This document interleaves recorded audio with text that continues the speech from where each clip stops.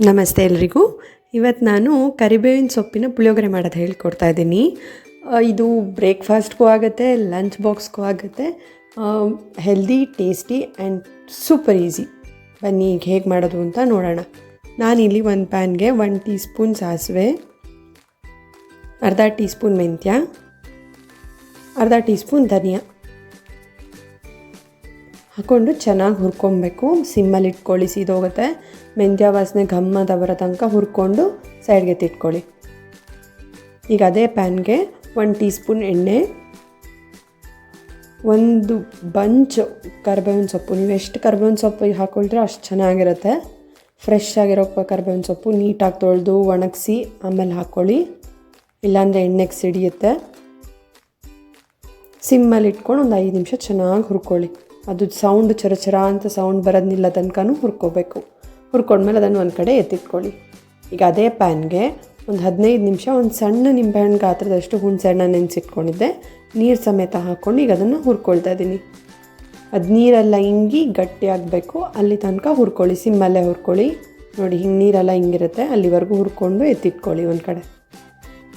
ಈಗ ಇಲ್ಲಿ ಮಿಕ್ಸಿ ಜಾರ್ಗೆ ನಾವು ಹುರ್ಕೊಂಡಿದ್ದು ಎಲ್ಲನೂ ಹಾಕ್ಕೊಂಡು ಪುಡಿ ಮಾಡ್ಕೊಬೇಕು.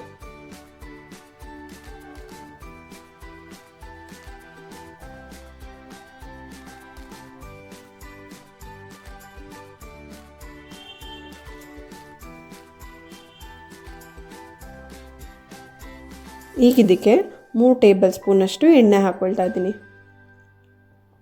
ಹಾಕ್ಕೊಂಡು ಗಟ್ಟಿಗೆ ರುಬ್ಕೋಬೇಕು. ನೀರು ಹಾಕ್ಕೋಬೇಡಿ, ಆದಷ್ಟು ಚೂರೇ ನೀರು ಬೇಕು ನುರಿಯೋಕ್ಕೆ ಅಂದರೆ ಹಾಕ್ಕೊಳ್ಳಿ ಅಷ್ಟನ್ನೇ. ಇಲ್ಲಿ ಚಿಲ್ಲಿ ಪೌಡರ್ 1 ಟೇಬಲ್ ಸ್ಪೂನಷ್ಟು ಹಾಕ್ಕೊಂಡಿದ್ದೀನಿ. ರುಚಿಗೆ ತಕ್ಕಷ್ಟು ಉಪ್ಪು. ನಾವಿದು ಗೊಜ್ಜು ಥರ ಕಲಿಸ್ಕೊಳ್ಳೋದ್ರಿಂದ ಸ್ವಲ್ಪ ಉಪ್ಪು ಖಾರ ಮುಂದೆ ಇದ್ದರೆ ಚೆನ್ನಾಗಿರುತ್ತೆ.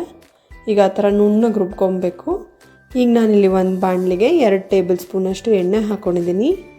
ಅದಕ್ಕೆ ಅರ್ಧ ಟೀ ಸ್ಪೂನಷ್ಟು ಸಾಸಿವೆ ಸಿಡಿದ ಮೇಲೆ 1 ಟೇಬಲ್ ಸ್ಪೂನಷ್ಟು ಕಡಲೆಬೇಳೆ, 2 ಟೇಬಲ್ ಸ್ಪೂನಷ್ಟು ಕಡಲೆಕಾಯಿ ಬೀಜ ಹಾಕ್ಕೊಂಡು ಕಡಲೆಕಾಯಿ ಬೀಜ ಕೆಂಪಗಾಗೋ ತನಕ ಚೆನ್ನಾಗಿ ಹುರ್ಕೊಳ್ಳಿ. ಸಿಮ್ಮಲ್ಲಿ ಇಟ್ಕೊಳ್ಳಿ. ಈಗ ಇದಕ್ಕೆ ಕರಿಬೇವಿನ ಸೊಪ್ಪು ಹಾಕ್ಕೊಂಡೆ ಒಂಚೂರು, ಒಂದು ಸಣ್ಣದು ಬ್ಯಾಡಗಿ ಮೆಣಸಿನ್ಕಾಯಿ ಹಾಕ್ಕೊಂಡಿದ್ದೀನಿ. ಈಗ ನಾವು ರುಬ್ಬಿದ ಪೇಸ್ಟ್ನ ಹಾಕ್ಕೊಳ್ತಾ ಇದ್ದೀನಿ.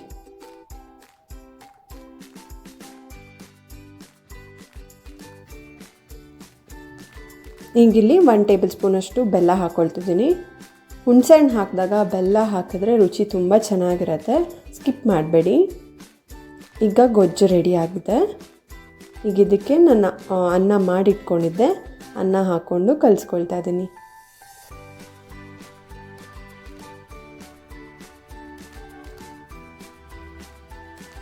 ಇದು ರೆಡಿ ಆಯಿತು. ನಾರ್ಮಲ್ ಪುಳಿಯೋಗರೆ ತಿಂತಿರ್ತೀರ, ಈ ಥರ ಒಂದ್ಸತಿ ಟ್ರೈ ಮಾಡಿ, ಸಖತ್ತಾಗಿರುತ್ತೆ. ಯಾರಿಗೆಲ್ಲ ಈ ರೆಸಿಪಿ ಇಷ್ಟ ಆಯಿತು ಪ್ಲೀಸ್ ಲೈಕ್ ಮಾಡಿ, ಶೇರ್ ಮಾಡಿ ಆ್ಯಂಡ್ ಮರಿದೇ ನನ್ನ ಚಾನಲ್ನ ಸಬ್ಸ್ಕ್ರೈಬ್ ಮಾಡ್ಕೊಳ್ಳಿ. ಆ್ಯಂಡ್ ನಾವು ಏನು ರುಬ್ಬಿಟ್ಕೊಂಡಿರ್ತೀವಿ ಆ ಕರಿಬೇವಿನ ಸೊಪ್ಪಿನ ಪೇಸ್ಟು, ನೀವು ಅದನ್ನು ಆರಾಮಾಗಿ ಒಂದು ಬಾಟಲ್ಗೆ ಹಾಕ್ಕೊಂಡು 1 ತಿಂಗಳು ತನಕನೂ ಫ್ರಿಡ್ಜಲ್ಲಿ ಸ್ಟೋರ್ ಮಾಡ್ಬೋದು, ಅದು ಹಾಳಾಗೋದಿಲ್ಲ. Thank you.